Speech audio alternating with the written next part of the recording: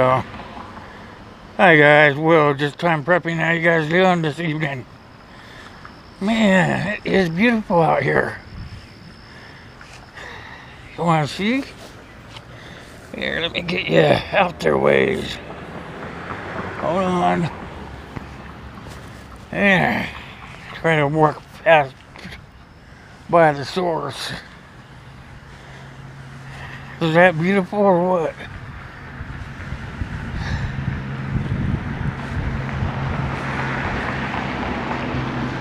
Beautiful, huh?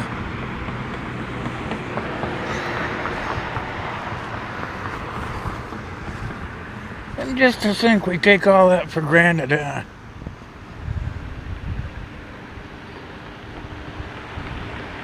Just kind of look at it for a minute.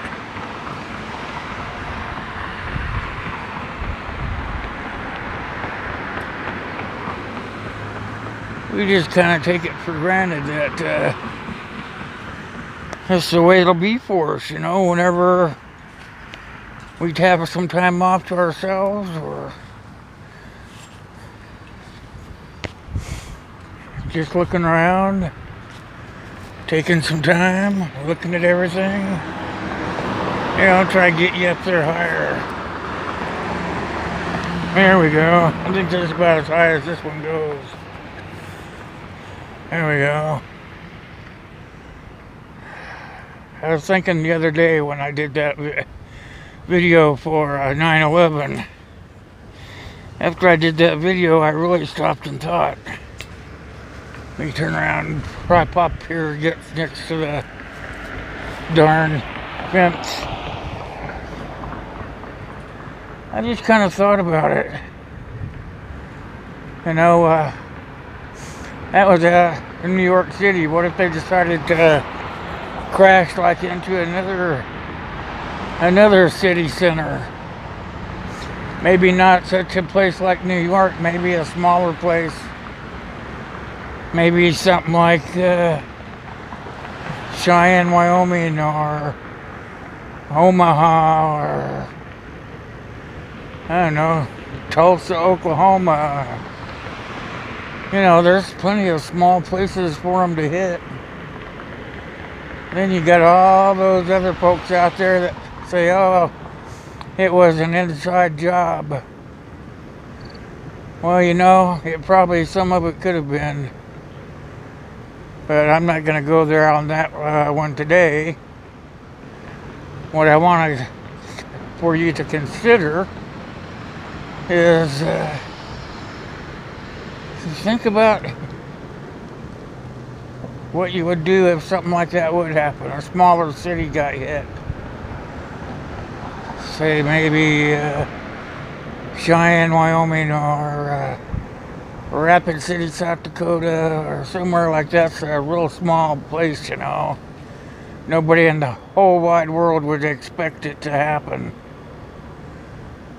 I gotta get you guys up here a little ways. My arm was getting tired. But think about it. For one thing, with a town that small, or a small city, do you think they would be prepared for something like that? I mean, they say they are, but are they really? I mean, most little cities like that don't have much of an operating basis to go off of. Sure, they drive nice new cop cars and stuff like that, fire engines, but you know what? They have to go into debt to get things like that. Then that goes on to your taxes, where you live.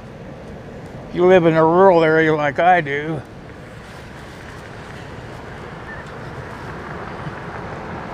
well, that would happen. I mean, it's flat here. I mean, you can look out of an airplane. You can look straight down. It'd be like one of those bombardier things on TV, those movies you see. They could just look at a map plot, say, bombs away. That's what I was thinking about the other day. I mean, we out here in, I call it bum bumped Nebraska, are sort of at a loss. I mean, we barely get by now. I mean, the cities are barely surviving. The people that have lived there are all farmers and ranchers. They're one of those people that have a farm out there in the middle of nowhere that they go out and they farm it. And then in the winter months they come in and they sit inside a nice warm house. Just so that they don't have to sit out there in the middle of nowhere looking at the sand and the snow bunnies going all over the place. So really the only thing keeping these small towns alive are the farmers and the ranchers. It'd be easy for them to get a hold of us. Not even worry about it. Be easier for them to plan something against us than it would be for them to plan that World Trade Center fiasco. I mean, thousands of people died in that thing, thousands.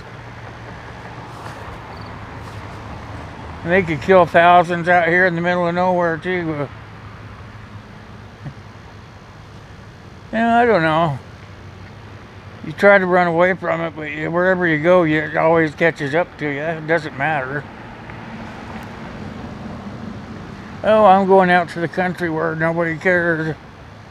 You get out here in the country, excuse me, people still care because they want that little piece of tranquility still.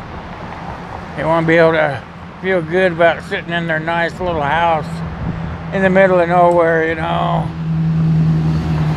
But come right down to it, the Russians or China or the North Koreans, no matter what, they could pick a small place like where I live and drop a humongous group of bombs and just devastate the whole dang place. And you know what? There'd be nothing that anybody could do about it. They would talk about it on the news and we would slowly die out. That would be like an SHTF situation now, wouldn't it? That's why I was always thinking about, let me get this here steady going. It'd be up this way. Right up this way, southwest. It's where that monument is that I took you guys to. If they started bombing us, would we be able to get out of town in time? Another good thing to think about. Would you be able to get out of town in time? I mean, they'd be up above the clouds. We wouldn't know where they are. We have some bases close by. One's in Cheyenne, that's an Air Force base, and then we have NORAD down in Colorado. That's what we got,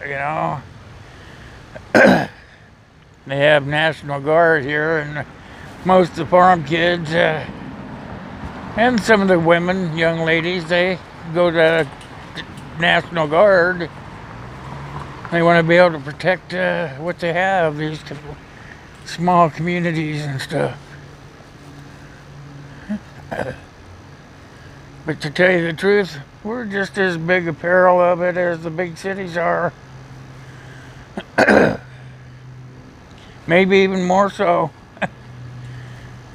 Because we out here are not prepared for, we're like me, I'm prepared to be able to live for X amount of time. I'm not going to tell you how long, but I can survive for X amount of time. But then what would I be? What would I go? What if the town can't put itself back together again? All questions to ask yourself, well, where you're at. I mean, sure, you got weapons and food and water and all that stuff, but when it runs out, what are you going to do? That's why we keep telling you guys and practice about the small groups. Small groups get together and they'll be able to put their own small village or town back together again. I get the AR put together. I'm gonna start hanging out at the range more, the rifle range, not the pistol range. I'm gonna try to figure out who's ready, who's prepared, and who's not. That would be a good thing to do, is go find out who's got the same train of thought as you do. Never can tell. There might be a bunch of them. I've seen a lot of women looking at the ammo and stuff at our local farm store down here a ways. So I'm thinking it's not just guys thinking about it. I'm thinking there's girls too, ladies. And another thing, if you could get away, how far you think you could go? Another good question to ask yourself. Well, anyway, I've about ranted and raved. By the time I get off of here, it'll be my limit. You guys understand we have a live stream on Saturday night, right? It will be starting at 8 o'clock and run until about 9 or 9:30. Guys, think about what I've been saying here. Kind of put something down there and below. And if you're not subscribed to some of these people on here, go check them out and do so. And remember, sharing is caring, so do a lot of that. So till next time, it's God bless you guys. God bless me, and God bless USA. See you guys out there on the tube, okay?